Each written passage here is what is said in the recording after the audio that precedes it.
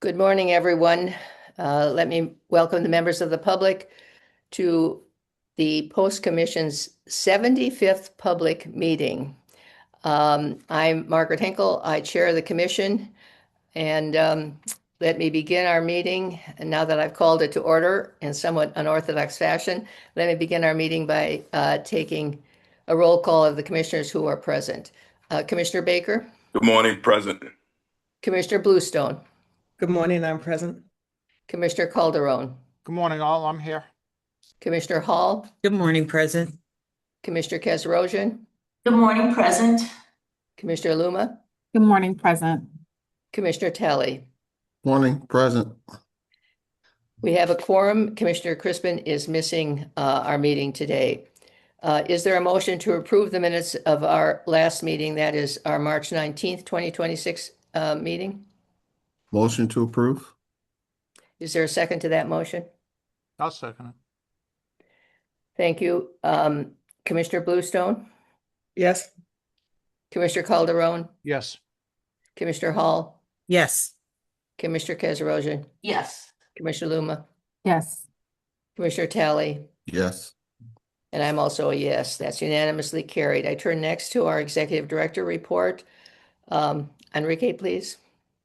Thank you, Madam Chair, and good morning, commissioners. I'll start my report with sharing my screen like I normally do. So if you give me a second, can everybody see the PowerPoint?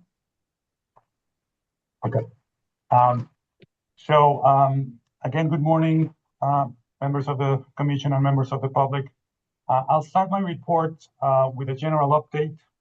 And again, as a reminder to those in attendance, although we don't take public comment in these meetings, we very much appreciate when we receive written comment by utilizing any of the resources in the screen, our general mailbox, our website, and our number, as it says in the bottom right.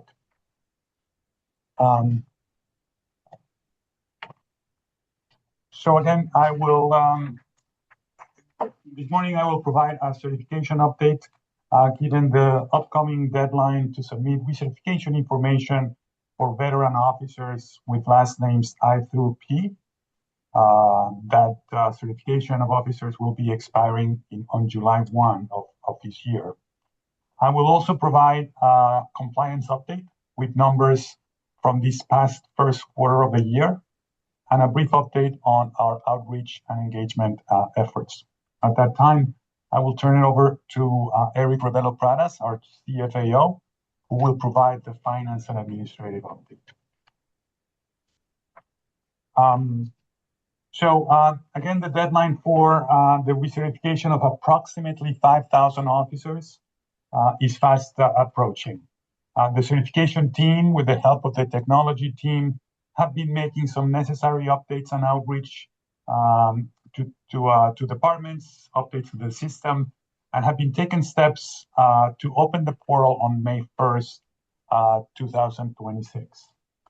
As some of the things that we do, we corroborate login information, make sure that that's up to date, that there's our contact information is up to date by sending logins, etc., and updating all of that information in anticipation of that date.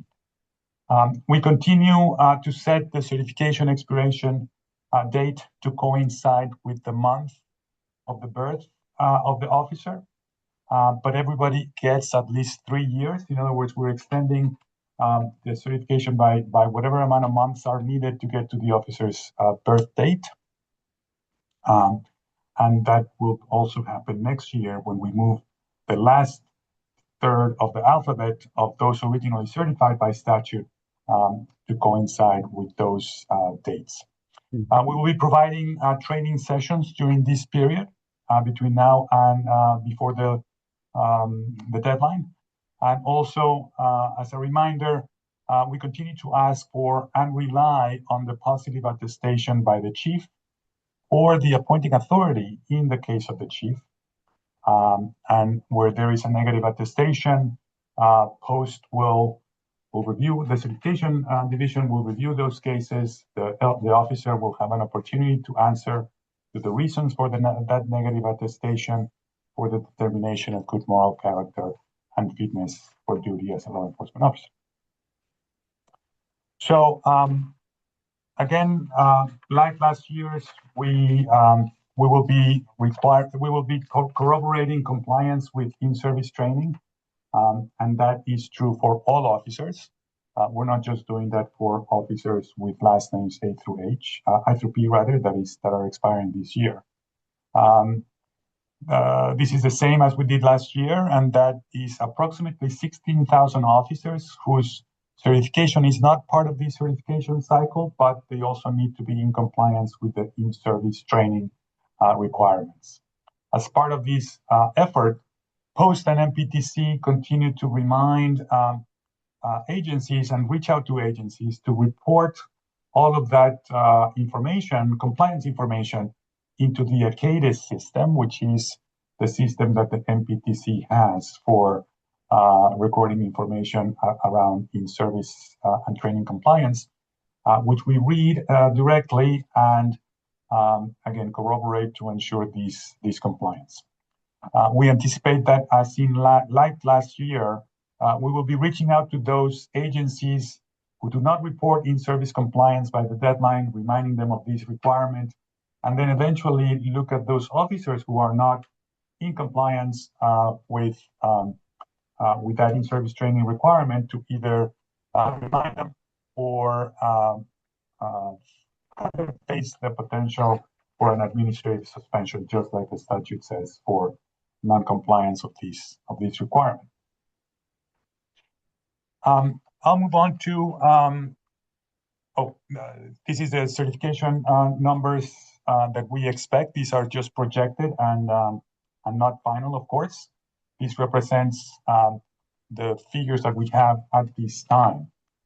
We expect that 391 agencies have officers with an expiring certification. So in other words, not every agency, but a large majority of them will have to interact with us through the portal like they normally do. The latest count that we have is 5,053 officers that we expect will be recertified. But the final number of but the final number could be lower because those individuals. I think I'm going to need to mute somebody. Okay. The latest count could be less because some individuals in this cohort may be retiring or may have retired since that last certification, but have not yet notified Post. Finally, there are approximately 515 individuals who we don't expect to receive a recertification application because agencies have already notified us that they have either resigned, retired, or resigned or retired in lieu of discipline or in good standing. They may still have those that have resigned or retired may still have a valid certification because the certification is prospective. But this is also a good opportunity for us to update our records and ensure that those who have indeed resigned or retired are not doing details, do not need to be certified, and we will again update those records. The officers who have been terminated or resigned or retired in lieu of discipline will be marked or should be marked as restricted. Again, the certification cycle, a good opportunity to ensure that our records are the most up-to-date as possible. So, like last year, the Division of Certification will take a very active role in reviewing the complaints and incident reports since the officer's last certification. In the first round of certification, we greatly relied on the attestations from the chief or the chiefs. But this first level of review will entail ensuring that we don't certify someone with a pending case. In other words, if an officer who either is currently under investigation as part of post or is as part of the post process, or is currently facing an adjudicatory proceeding or has a pending matter with an agency, will be set aside and evaluated or further reviewed at a later time. Of course, this would be done in consultation and coordination with the Division of Standards. For reference, there are approximately 4,000 officers with 0 complaints where none of this applies. So this recertification for those officers is very straightforward. It's really just about corroborating information on our records. The others, we will look closely and again apply what the regulations provide for. The test is, and that is a test of good moral character and fitness for duty as a law enforcement officer. We continue to look for an attestation or lack thereof from the chief to aid in the determination of good moral character and apply the regulations of, especially as it pertains to particular matters. I'll remind, as a reminder, prior incidents where an officer has or is in the process of complying with discipline are not considered unless those instances constitute multiple instances of similar or related misconduct. Now, also included in the packet is a recent communication that the Division of Certification sent to all chiefs. We have reminded them of the process and the timeline, as well as announced that the portal opening will be on May 1st. Officers who are on leave should still be submitted for recertification, and we pay particular attention to those officers in order to update our records. That leave is sometimes an administrative leave, and again, that's why we want to pay particular attention to those. That may mean that it's a case that's pending before post. We also provided general reminders, including the requirement of agencies to let us know of any change of unemployment status. We ask agencies to fill out our officer status update form. And again, that's something that many agencies do very expeditiously, and remember to notify us. That's not to say that there's some agencies that need to be reminded or fail to remember that that update form is required. We're also reminding agencies to verify post-public status when hiring officers with prior policing experience, and contact us if they see anybody in the restricted or expired categories. I will move on to giving you a couple of slides, a brief update on our compliance reports. This slide represents the agencies with the most cases with an internal affairs investigation that is overdue. In other words, an IA that is pending and 90 days have passed, and the agency has not requested nor obtained an extension from post. As in prior reports, the Boston Police Department continues to be an outlier with the most cases. You can see 43 compared to any other agency. And the average of overdue days is also the highest, with 191 the average days of those pending IA reports. Again, agencies are reminded to seek and obtain an extension from post. We generally understand where those extensions are necessary, but in this case, in this particular slide, these agencies have not requested such an extension. The state police is second with 15 of those cases, and there are 6 agencies with 2 cases pending. Finally, also our records indicate that there's 24 agencies with 1 pending incident. Again, we do a periodic outreach to these agencies, and again, remind them of the requirement to seek an extension from post. I see Commissioner Calderoni has a question. Yes, thank you, Mr. Director. I have more of a question, I guess, and an inquiry, being from Boston, and representing the rank and file membership as well. I appreciate the average number of days being posted too. I guess my comment first is that is an average number of days. There are some outstanding cases here in Boston that go on for years. Well, I want to make sure that we make that clear. And then my question is, at which point do we do something more punitive to make departments adhere to the law? Because clearly law enforcement officers are being held to a certain standard. When do we get to the brass and the chiefs of the department to make sure that they're doing their job and held to the same standard?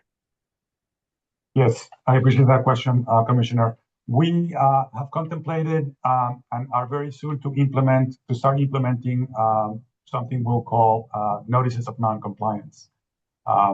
Now, in the case of Boston, I may add that the people that we interact with, the people at the IA level, have a lot of efforts that they're trying to move so many of these cases around, and we know that it's more of a collective lack of follow-up around them that may be at play here. There's the next level after a notice of non-compliance, which, again, we'll come back and report to you, commissioners, would be to suspend the certification of an officer. And we would not be shy about suspending a very high-ranking individual if we feel that they have failed to submit information to us as required.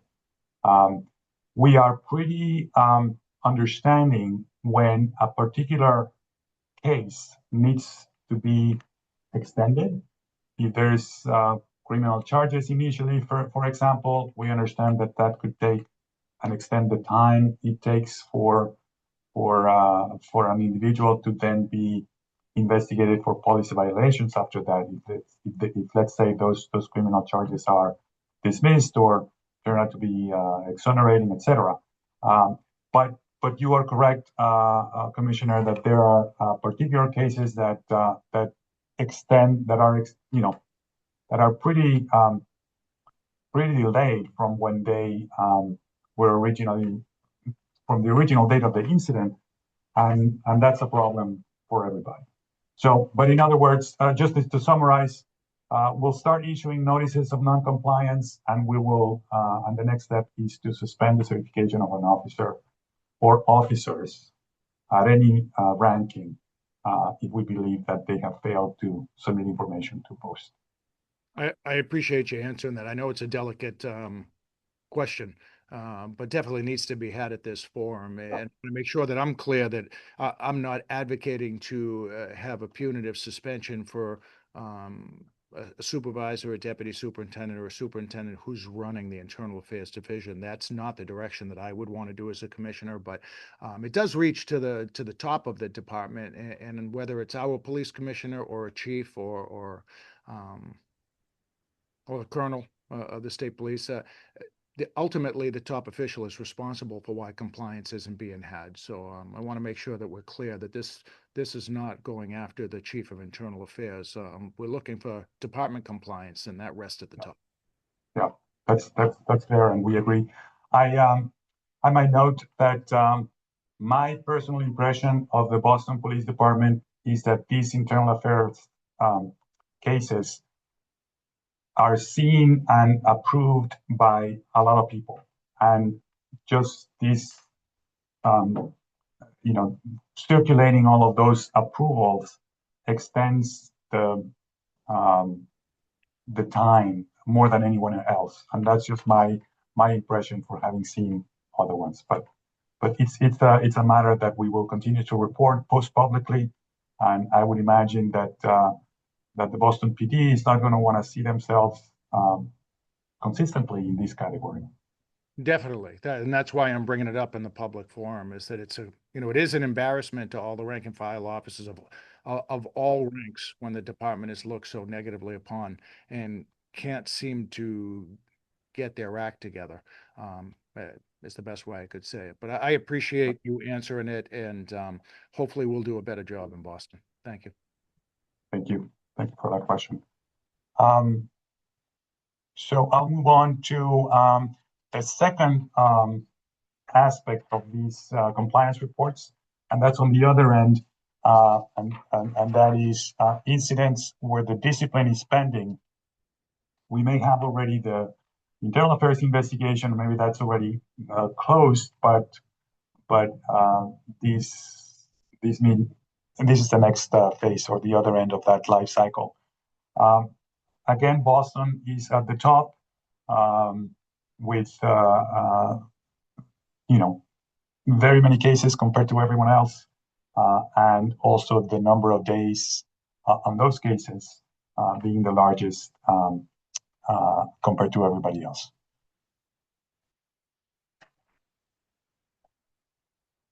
All right. Okay, I'll move on to outreach and some of the speaking opportunities that we've had in recent days and coming up. On March 23rd, Commissioner Hall, Commissioner Talley, and I attended a public meeting of the Human Rights Commission in Worcester. As I have reported in the past, there is a group of citizens there interested in and advocating for the creation of a citizen review board. And in that context, the Human Rights Commission invited us to provide a brief overview of POST. We took questions and engaged in what I would call good dialogue with the HRC. Most recently, I attended the monthly meeting of the Mass Association of Campus Law Enforcement Administrators, MACLEA. This was also a good opportunity to remind those members of the upcoming recertification cycle and give a brief overview of the upcoming training calendar that MPTC and POST are formulating to roll out the use of force model policy that has been recently approved by both the MPTC and the POST Commission. For the same reasons, both agencies are planning additional efforts towards making such presentations. I will be joining the MPTC director at their next virtual town hall, and that's happening in April 30th. And I'm also scheduled to provide part of the afternoon training of the Martha's Vineyard Law Enforcement Training Council. They have a conference that's coming up in mid-May that attracts a lot of chiefs, and also we will have a good opportunity to talk about post updates as well as the use of force policy. Let me pause there and turn it over to Eric Rebello-Pradas for our finance and administrative. Thank you, Enrique. Good morning, everyone. So we just ended Q3 at the end of March. So right now, 66% of post budget is committed to date. This is exactly where we were at the same time for the same period last year. Technically, we should be closer to 75%, but remember, we are anticipating some reversions by the close of this fiscal year. More detail is in your memo, as well as the Q3 Treasurer Report, which was included in your packets. But I also wanted to point out that we are back on track with payroll. Now that we have a better understanding of what funding looks like in FY27, next fiscal year, we can confidently recruit for our open positions, knowing they are going to be affordable with the ensuing fiscal year. Our forecasting for IT is on target, but we are keeping an eye on usage costs for Tableau, as this could end up costing a little bit less and adding more to the reversions, but we are keeping a close eye on that. Our reversion estimate remains unchanged. We're keeping it at the 425,000, but of course, we'll eventually have more accurate numbers as the fiscal year winds down. Much of the projected reversion does have to do with this balancing act of annualized versus actual payroll. Without every position starting on July 1st, it is very challenging to keep these reversions at a low or a reasonable number. For FY 27, the chair, treasurer, and executive director made the case for post FY 27 budget on March 24th before the Joint Ways and Means Committee. Despite the governor's reduction in House 2, we are holding to our original request of 9.6 million. Now, of course, as you may have heard, House Ways and Means unveiled its version of the FY 27 budget yesterday.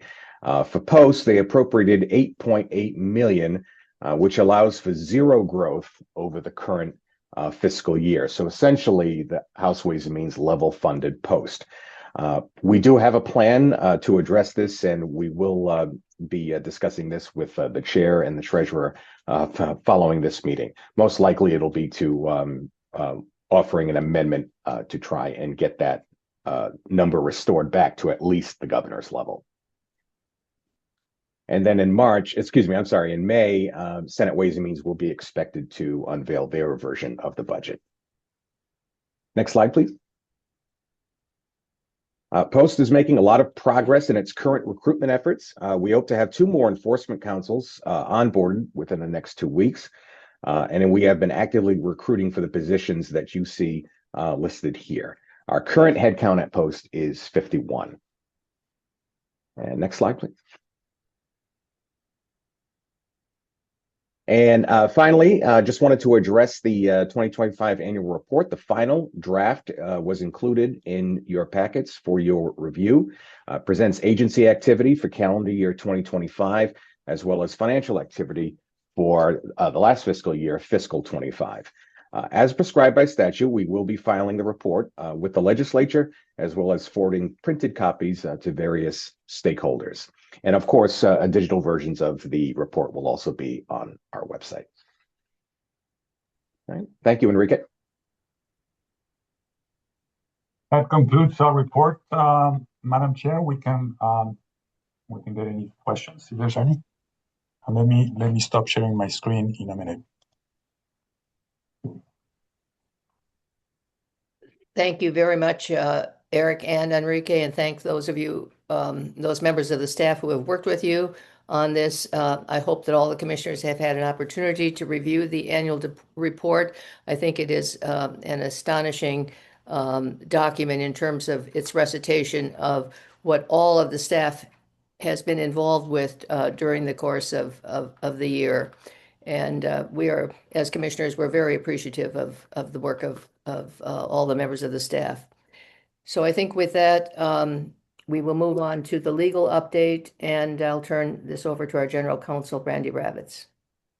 Thank you, Madam Chair. I will in turn turn the floor over to Attorney Jerry Cahill, who has been working on an initiative related to a set of regulations that is applied by members of our commission and members of law enforcement throughout the Commonwealth on a daily basis, and that governs many of the most important activities undertaken by the commission. So, Jerry, please. Great. Thank you very much, Randy, and good morning, commissioners. Today, I'd like to discuss with you a project that the Legal Division and the Division of Police Standards have been working on so that you, law enforcement, and members of the public might have an opportunity to share your thoughts and perspectives with us at this early stage of the project. We are not asking for a vote today. Now, as you know, 555 CMR 1 is the part of our regulations which provides many of the procedures we at the Commission use to process complaints, conduct adjudicatory proceedings, and issue discipline, among other things. Those regulations, as they currently are written, have served the Commission well, but in the process of working with these regulations over the years, members of our staff have noted certain specific areas in which the regulations might be even further refined or improved. Those specific areas include 2 that I'd like to discuss with you today. They're the regulations that address discipline and the regulations that address minor matters. I'm going to share my screen with you now.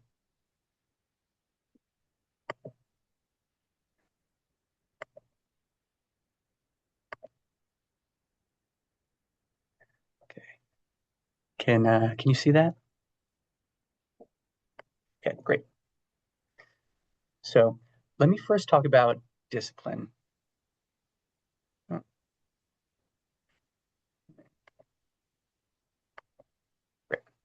As you know, our governing statute gives the commission all powers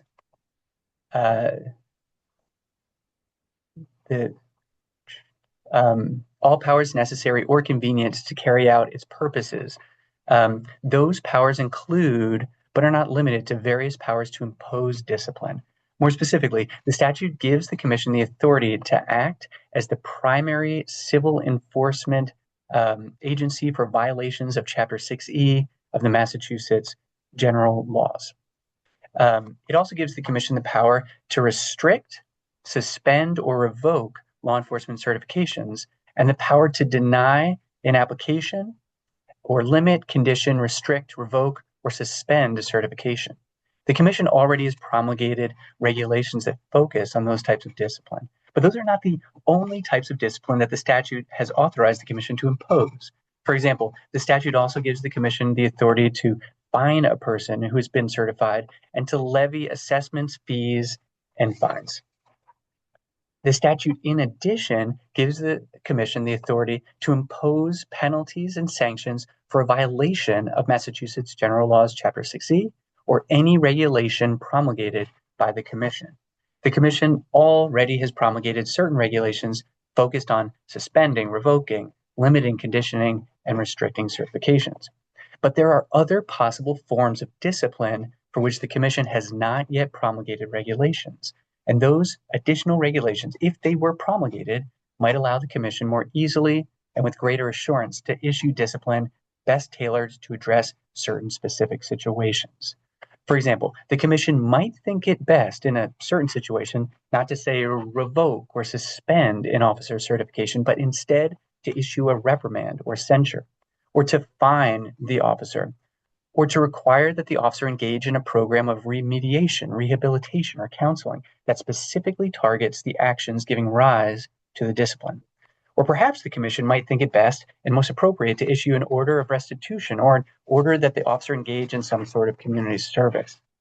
Some administrative agencies also state in their regulations that the agency may issue statements that fall short of formal discipline, but are nevertheless an expression by that agency that it is concerned about an individual's conduct. And that might be the appropriate course for our agency to take in certain situations. In thinking about the discipline that the commission might impose or the steps it might take, you may decide that it would be helpful to have our regulations explicitly, rather than implicitly, permit the commission to impose such discipline or take such steps. We want to bring this issue to your attention and to the attention of the public so that the staff here at the commission might have your thoughts and perspectives on the matter, even from this early stage of the process. Now, minor matters is another area where which might benefit from refinement or elaboration within our regulations. You all know the issue well, but for the benefit of the public, I describe the issue in the following way. Let's say a person files a complaint against a police officer. For instance, a person goes to that police officer's police department and alleges that the officer engaged in misconduct of some sort. Now, speaking very broadly now, that complaint against the officer will take one of two paths, depending on whether the complaint is determined to be a minor matter or not. If a complaint is not determined to be a minor matter, then the matter is resolved within the law enforcement agency itself, and the matter, in addition, is forwarded to the commission, where we review it and take any additional steps that we think may be proper. That is what happens, broadly speaking, when a complaint against an officer is determined not to be a minor matter. On the other hand, if a complaint is determined to be a minor matter, then the complaint is resolved within the law enforcement agency and typically is not forwarded to the commission for review unless it is requested by the commission.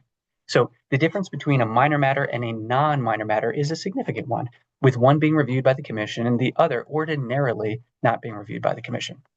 While the regulations as written have proven to be functional in this area, we've also received questions about how they should be implemented. For example, about what actually amounts to a minor matter, or about the proper steps to determine whether a complaint is a minor matter or not. Those are questions that we might be able to resolve through amendments to our regulations. As a result, members of our staff have been considering whether to refine our definition of what amounts to a minor matter and what does not amount to a minor matter. We've also been considering the issue of credibility as it relates to minor matters, because Right now, a report of misconduct only needs to be forwarded to the commission if it is determined to be credible. And another area that we have been considering is the process of how law enforcement agencies handle complaints for minor and non-minor matters and when they should report information to the commission about those complaints. As I mentioned at the beginning of this presentation, we are at the early stages of considering whether and how it might be helpful to amend these regulations so that they might be as clear, helpful, and effective as possible for everyone involved in the process. And we want to raise the issues with you now because we welcome and value the thoughts and perspectives that you, that law enforcement, and that the public might have on these matters. Now, if members of the public or members of law enforcement would like to submit their comments to us, they can submit them to the following email address, and we will consider each one of them. And if any member of the commission today has any comments or questions on these matters, I would, of course, be happy to hear them, and with the permission of the chair, will do my best to respond. Thank you all for your time.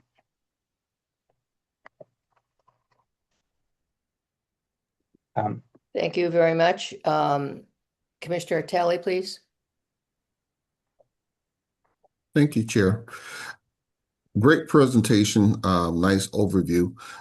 Within the list of actions that post can recommend, I didn't see training listed separately. Now, it may be inherent within some of the other things, but training is one of the things that we can recommend for an action to be taken. Yes. Yeah, no, thank you. Thank you. Yeah, duly noted, and I appreciate that. Thank you very much. Mm-hmm. Commissioner Calderon. Thank you, Madam Chair. Thanks, Jerry. A couple of first, Commissioner Talley, perfect. That was one of my questions to add in. Yeah. Thank you. Indispensable. Obviously, military operations train every day, so we can never get enough of it. On its face, not a bad idea. I'm not opposed to the suggestion, but I would stress first before we take this opportunity up, I think that we need to hold the departments and the chiefs responsible, as I stated earlier. Before we start improving regulations, why not enforce the regulations we have? And if we're going to create a new set of regulations or guidelines to go with, then those punitive measures should be brought against the departments that have not been in compliance since inception of the law in this commission.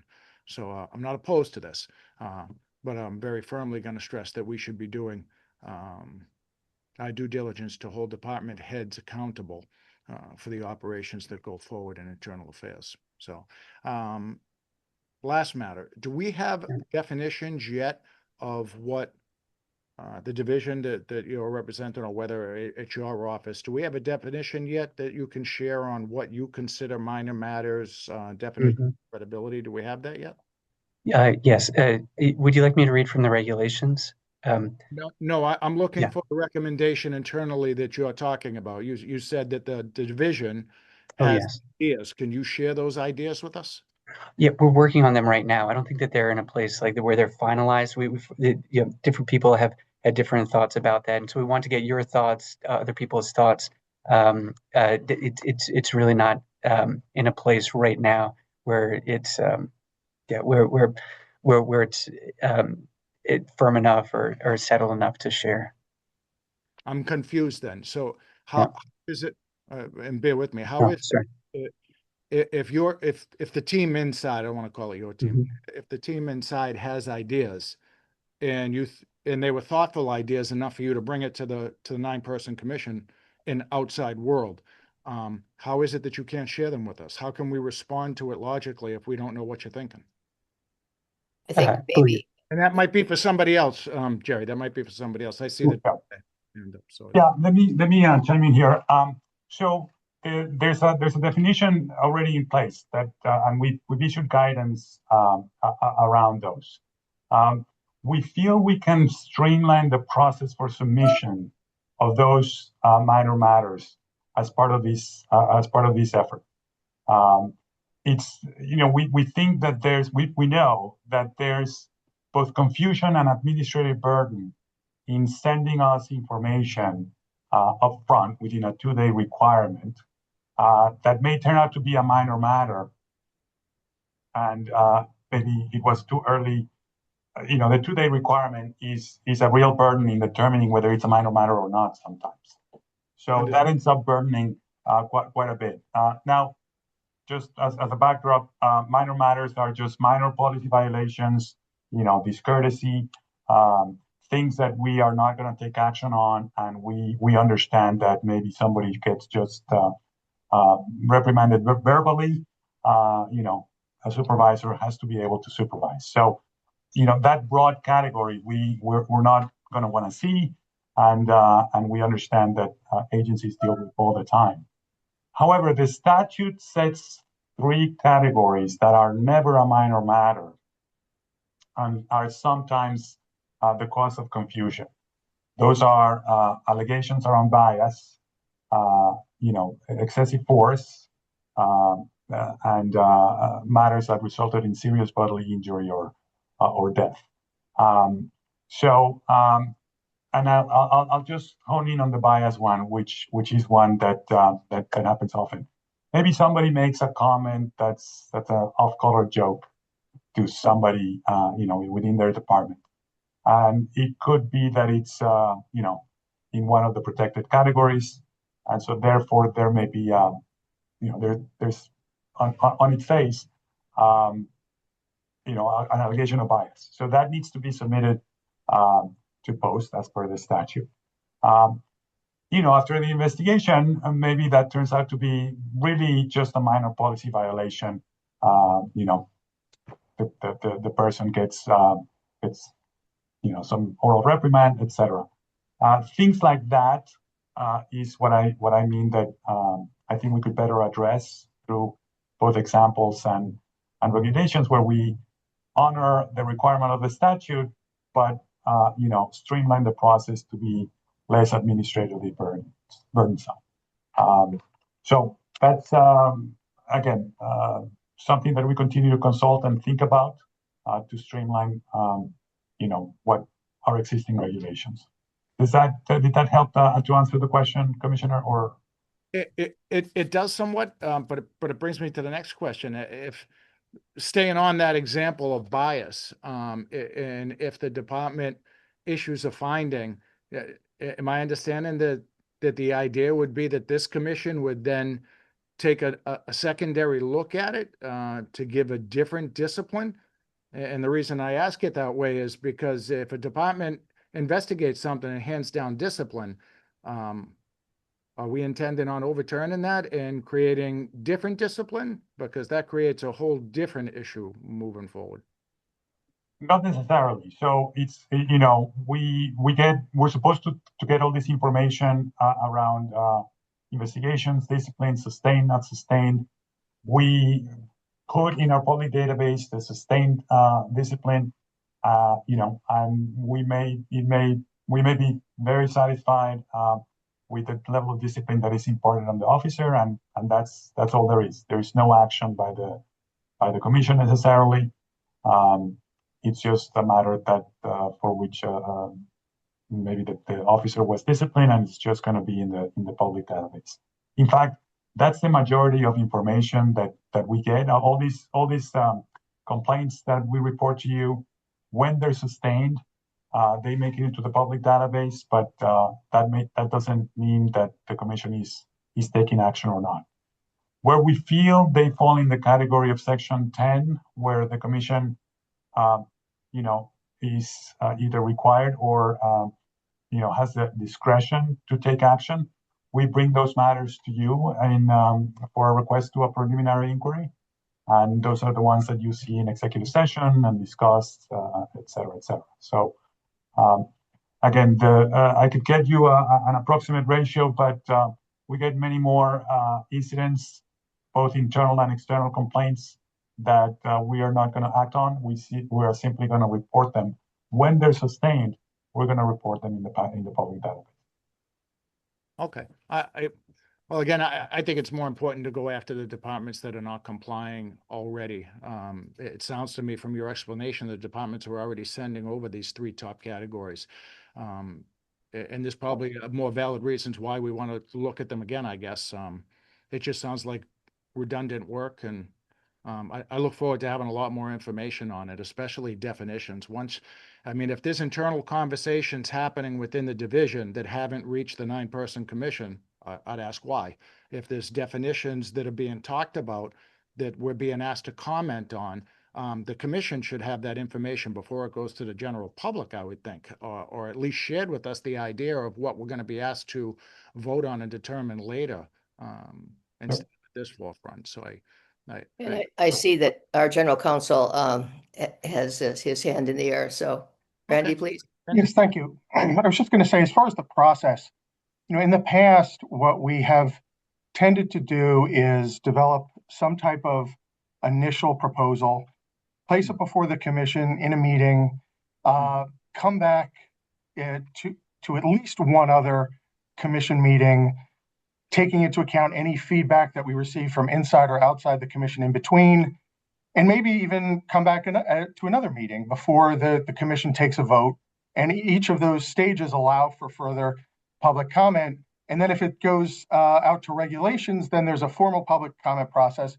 But we received some comments from people outside where they've said, as much as we appreciate that, we'd actually like it if you would let us all know even earlier that you're thinking about something, that there's something that you're even looking into before you even start putting pen to paper. So that's what we're trying to do here is, at this point, it's conversations, it's thoughts. But Jerry said, well, why don't we give everyone, inside the commission, outside the commission, a heads up that this is even something an area that we're thinking about, so that we can gather feedback from people at the earliest possible stage, even before we develop something that is ready to be shown to anyone. So that's really where we're coming from here. All right. Thank you. Appreciate the answers, everybody. And back to you, Jerry, please. Thank you. And I just want to reiterate what Randy said. That's very much the case. We're at the collection phase. We're at the early phase, because of the comments that we've received that some members of the public and law enforcement wanted to be alerted at an earlier phase than usual on this topic. And so but I hear what you're saying, Commissioner Calderoni, and you'll be getting more details as time goes by, and especially as we get more information. This is a matter of sharing and collecting information so that we can present you at a later time with the best information that we have after considering information from all the public and law enforcement. So I very much appreciate your comment, and you'll definitely be getting more information. Thanks, Jerry. Appreciate it. Appreciate it. And back to you, Enrique. I can say, just to tie back, Commissioner, to a prior comment you made, where Jerry mentioned that the statute affords the commission the authority to levy fines. One of the areas that could address the very topic that we were just discussing during my presentation, that would be a fine on an agency, not necessarily an individual, which could really act as an incentive or disincentive to be delayed. And again, because the statute only says you have the authority to issue fines, that kind of thing would be necessarily have to be placed in regulation where people could be both on notice and then have perhaps a mechanism to appeal that the statute doesn't stipulate, but would be fair, and et cetera, et cetera. So again, we'll come back with more concrete steps as time goes by. Appreciate it. Thank you. Any other? Yes, I see Commissioner Bluestone, please. So, showing my hand as a psychologist, I just haven't flushed out this thought well, but I'm just wondering about the issue of an accommodation. And I know we don't typically think of that in the context of discipline, but I would be interested in whether that's something that might fall under this category under very specific circumstances. So just raising that as a question. Yeah. No, thank you very much. I appreciate that. Can you expand a little further on that? I just want to make sure I understand what you mean. When you say an accommodation, you mean So I just think that there's the potential that there could be a circumstance where um, there's misconduct by an officer, but it is related to an identified physical or mental health limitation, Mm, where an environmental change might be helpful in addressing the problem in lieu of a more formal disciplinary I response. see. No, thank you. Thank you. I appreciate that feedback. Thank you. Yeah. Any other questions or comments from the commissioners or the staff? If not, thank you very much, Attorney Cahill, for the presentation. And also, I very much appreciate the questions and the comments that have been raised by my fellow commissioners.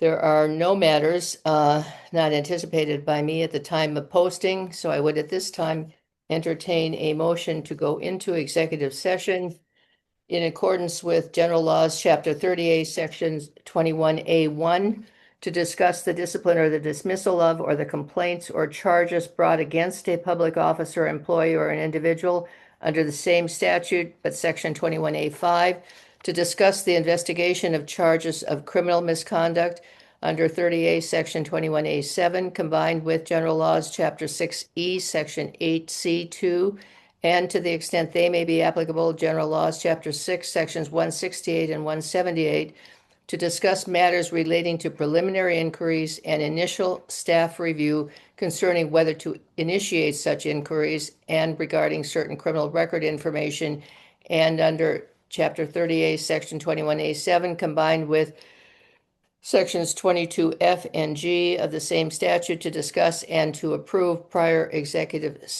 session minutes. We will be addressing Division of Standards reports of preliminary inquiries in 4 cases. We will be addressing standards requests to enter voluntary decertification, suspension, or disposition agreement in 2 cases. We'll be discussing an update on 1 matter, 1 preliminary inquiry matter, and we will be addressing 8 requests by the Division of Standards to conduct preliminary inquiries and or impose a suspension in the following cases. We'll also be holding a suspension hearing in the matter of Sean Kennedy, and we will be addressing approval of the minutes of the last executive session, which took place on March 19th, 2026. Is there a motion to go into executive session? So moved. Is there a I'll second? second. I second. Thank you. Commissioner Baker, Yes. Commissioner Bluestone, Yes. Commissioner Calderon, Yes. Commissioner Hall, Yes. Commissioner Kazarozian, Yes. Commissioner Luma, Yes. Commissioner Talley. Yes. I'm also a yes, so that's unanimously carried. Members of the public, we appreciate your having attended our public meeting. We will not be returning to the public meeting after the executive session. Is there anything else that anybody wants to address before we conclude this and move into executive session? Don't think I see any hands in the air. We'll take a 5-minute recess and we will then go into executive session. Thank you very much. Thank you.